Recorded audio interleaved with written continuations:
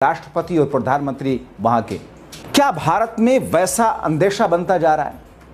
आखिर क्यों भारत के अंदर फोर्स तैनात की जा रही है, और विशेष रूप से इन जगहों पर जो सीमाएं भारत के नेपाल से लगती हैं? सब कुछ बताते हैं आपको दोस्तों। नेपाल में खतरनाक विद्रोह के बाद जिसमें 2 दर्जन लोगों की मौतें हो चुकी हैं, नेपाल के प्रधानमंत्री केपी शर्मा ओली अपने पद से इस्तीफा दे चुके हैं, राष्ट्रपति अपने पद से इस्तीफा दे चुके हैं, नेपाल के आर्मी चीफ ने बाहर आकर लोगों से शांति की अपील की है। तो देश के अंदर एक भयंकर बवाल देखने को मिल रहा है दोस्तों कि प्रधानमंत्री अपने पद से इस्तीफा देकर भाग चुके हैं। देश के अंदर जिस तरह से आगजनी की गई, संसद को पूरी तरह से फूंक दिया गया दोस्तों। जिस तरह से गृह मंत्री अमित शाह ने आज भारत के अंदर जगह जगह पर पुलिस को तैनात कर दिया है। हम वीडियो स्टार्ट करें उससे पहले मैं आपको कुछ अहम बातें बताना चाहता हूं। अभी हाल ही में आप लोगों ने देखा था कि किस तरह से बांग्लादेश के अंदर तख्ता पलट हुआ था। शेख हसीना इस्तीफा देकर अपना देश छोड़कर भागी। वही तस्वीर नेपाल के अंदर से सामने निकल के आ रही है कि वहां पर भी तख्ता पलट हुआ और वहां के प्रधानमंत्री कहां गायब हो गए, अभी तक कोई खबर सामने निकल कर नहीं आई है। लेकिन गृह मंत्री अमित शाह ने अपने भारत के अंदर जगह जगह पर पुलिस को तैनात करवा दिया है दोस्तों।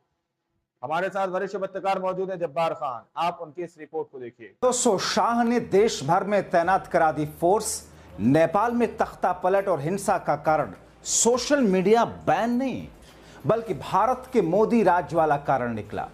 बहुत स्वागत है आप सभी का। आप देख रहे हैं द राजनीति का विशेष सेगमेंट खबर और विश्लेषण। मैं हूं जब्बार खान। दोस्तों, क्या वाकई नेपाल के अंदर सोशल मीडिया बैन कारण नहीं था, बल्कि भारत के अंदर जो स्थितियां हैं उन्हीं स्थितियों को लेकर के नेपाल वासी आक्रोशित थे? क्या वाकई नेपाल के अंदर जिस तरीके से संसद में आग लगाई गई, सुप्रीम कोर्ट तोड़ी गई, जिस तरीके से वहां पर लोगों को इस्तीफा देना पड़ा, राष्ट्रपति और प्रधानमंत्री वहां के, क्या भारत में वैसा अंदेशा बनता जा रहा है? आखिर क्यों भारत के अंदर फोर्स तैनात की जा रही है, और विशेष रूप से इन जगहों पर जो सीमाएं भारत के नेपाल से लगती हैं? सब कुछ बताते हैं आपको दोस्तों। नेपाल में खतरनाक विद्रोह के बाद जिसमें 2 दर्जन लोगों की मौतें हो चुकी हैं, नेपाल के प्रधानमंत्री केपी शर्मा ओली अपने पद से इस्तीफा दे चुके हैं, राष्ट्रपति अपने पद से इस्तीफा दे चुके हैं, नेपाल के आर्मी चीफ ने बाहर आकर लोगों से शांति की अपील की है।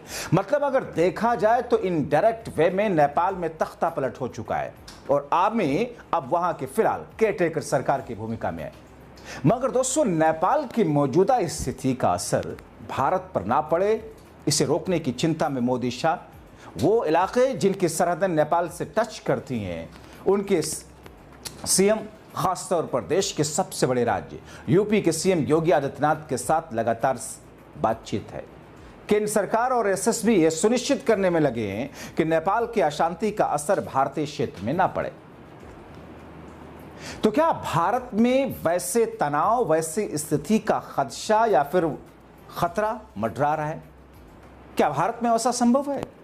क्योंकि दोस्तों, पाकिस्तान में हुआ, और पाकिस्तान में एक बार नहीं कई बार हुआ, श्रीलंका में हुआ, बांग्लादेश में हुआ, नेपाल में हो गया।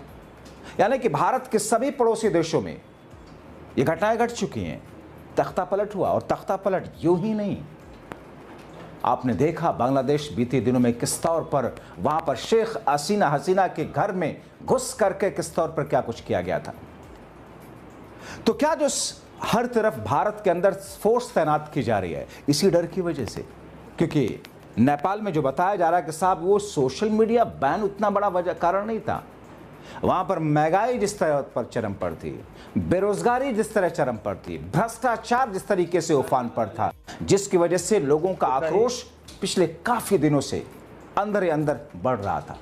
और फिर ये तत्काल रीजन जो आया, फट पड़े लोग। जेन जेड के नेतृत्व में नेपाल में बड़े पैमाने पर जो हिंसक विरोध प्रदर्शन हुए, वो लंबे समय से पनप रहा था, अचानक से भड़का ये नहीं है। विरोध प्रदर्शन का दूसरा दिन जिस तौर पर खत्म हुआ, ओली शर्मा जो कि इस्तीफा दे चुके हैं, जिस अंदाज में हाल में वो चीन से लौटे हैं, सितंबर के अंत में भारत यात्रा पर आने वाले थे, उससे पहले सब कुछ हो गया। दोस्तों, नेपाल में चल रहे इस हिंसक प्रदर्शन के कारण भारत नेपाल सीमा पर सुरक्षा व्यवस्था और सख्त है। सीमा सुरक्षा बल, सशस्त्र सीमा बल यानी कि एसएसबी ने सीमा पर निगरानी बढ़ाई है ताकि नेपाल में चल रहे अशांति का असर भारतीय क्षेत्र में ना हो। पश्चिम बंगाल के दार्जिलिंग जिले में पानी टंकी सीमा पर विशेष रूप से हाई अलर्ट जारी किया गया। एक्सपर्ट प्रदर्शनकारियों की तरफ से आंदोलन के दौरान लगाए जा रहे नारों और पोस्टरों की तरफ ध्यान दिलाते हैं। प्रदर्शन करने वाले लोग कहते हैं कि ये लोग भ्रष्टाचारी हैं, भाई भतीजेवादी हैं, बेरोजगारी चरम पर है, महंगाई चरम पर है, भारतीय उपमहाद्वीप से बाहर बड़े पैमाने पर पलायन जैसे मुद्दों पर बात कर रहे हैं प्रदर्शनकारी।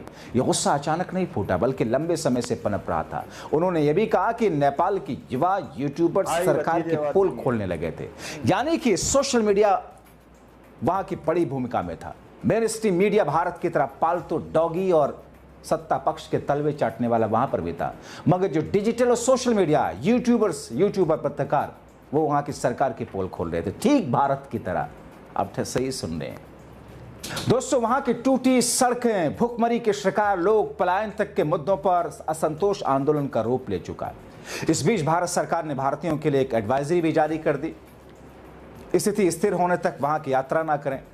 नेपाल में मौजूद भारतीय नागरिकों को सलाह दी जाती है, कहा गया कि अपने मौजूदा निवास पर ही रहें, सड़कों पर निकलने से बचें, सावधानी बरतें। नेपाल के अधिकारियों और काठमांडू स्थित भारतीय दूतावास द्वारा जारी स्थानीय सुरक्षा सलाह का पालन करने की सलाह दी गई।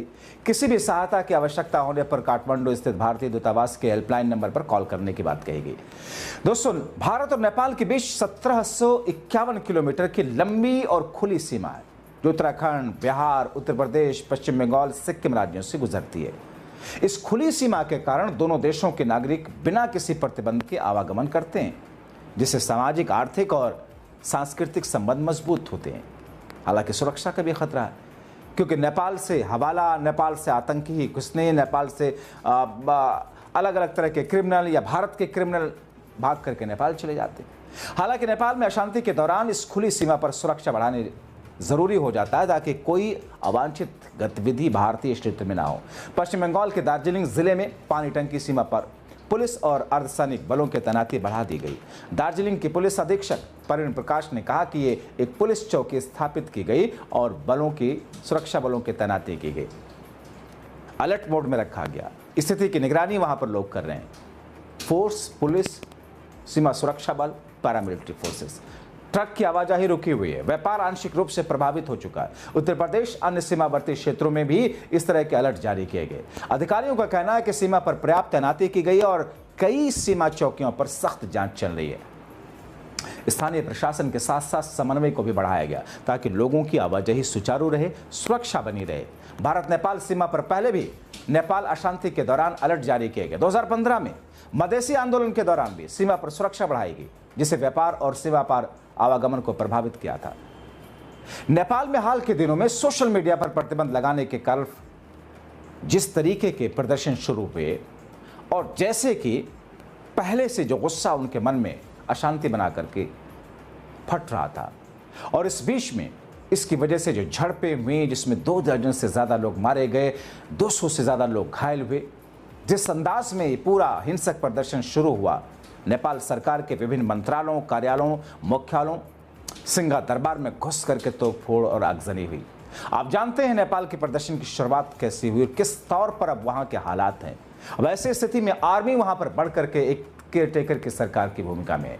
हिंसक प्रदर्शन के दौरान प्रदर्शनकारियों ने संसद भवन में जिस तरह हमला किया, सुप्रीम कोर्ट में जैसे हमला किया, नेपाल कांग्रेस पर हमला किया, संसद में आग लगाई, सुप्रीम कोर्ट में तोड़फोड़ की, केपी शर्मा ओली जो कि प्रधानमंत्री थे, उनकी निजी आवास राष्ट्रपति भवन के अंदर घुस करके हमले किए, उन दोनों को इस्तीफा देना पड़ा।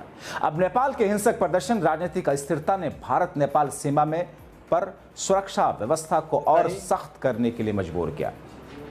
इस अशांति को लेकर कई थ्योरी सामने आई। कुछ लोग कह रहे हैं कि ओली चीनी समर्थक हैं, इसलिए इसमें अमेरिका की भूमिका हो सकती है, जैसे बांग्लादेश में हुआ। दूसरी ओर कुछ का मानना है कि चीन विरोध को भड़का रहा था ताकि अमेरिका के एमसीसी निवेश को कमजोर किया जा सके। मगर दोस्तों, जो स्थितियां नेपाल के अंदर हैं, सिर्फ सोशल मीडिया बैन के कारण नहीं, बल्कि बेरोजगारी, महंगाई चरम पर, भ्रष्टाचार चरम पर, वहां पर जो लोग सत्ता पक्ष के हैं मालामाल हो रहे हैं, ये गुस्सा लोगों के अंदर है। भुखमरी के लोग शिकार हैं, पलायन है। भारत के अंदर भी वही स्थिति है। चंद लोगों के हाथ में पैसे हैं, बाकी लोग गरीब से गरीब हैं। जिंदगी गुजारने के लिए, घर चलाने के लिए लोगों को मेहनत और मशक्कत के बावजूद पैसा नहीं मिल पा रहा, क्योंकि पैसा तो ऐसी व्यवस्था, ऐसी नीति इस सरकार ने 11 वर्षों से बना रखी कि कुछ लोगों के हाथ में पूंजी इकट्ठा हो रही है। बहुत सारे लोग कह रहे हैं कि अगर पाकिस्तान, नेपाल, अगर पाकिस्तान, श्रीलंका, बांग्लादेश और नेपाल में ये चीज़ें हो सकती हैं तो भारत में भी इसके संकेत मिलते हुए दिखाई दे रहे हैं। हालांकि भारत दुनिया का सबसे बड़ा लोकतांत्रिक देश है, फिलहाल यहाँ पर ऐसा होना संभव नहीं, लेकिन हालात कौन जानता है। आप क्या सोचते हैं, अपनी राय कमेंट बॉक्स में जरूर लिखें। अभी के लिए इतना ही, बहुत शुक्रिया। दोस्तों, आप लोगों ने इस वीडियो को शुरू से आखिर तक देखा। वीडियो के अंदर साफ तौर पर बात की गई है कि किस तरह से गृह मंत्री अमित शाह ने जो नेपाल के रास्ते हैं जिनसे हमारा भारत सटा हुआ है, उन रास्तों पर पूरी तरह से पुलिस को तैनात कर दिया है। जगह जगह पर पुलिस को तैनात कर दिया गया है कि कहीं नेपाल की चिंगारी किसी भी तरह से भारत के अंदर ना आ जाए दोस्तों। क्योंकि नेपाल की कहानी, जैसा कि जब्बार खान बता रहे हैं, उनके हिसाब से मैं आपको बता रहा हूं, बकौल जब्बार खान, कि नेपाल की कहानी कहीं ना कहीं भारत से मिलती जुलती है।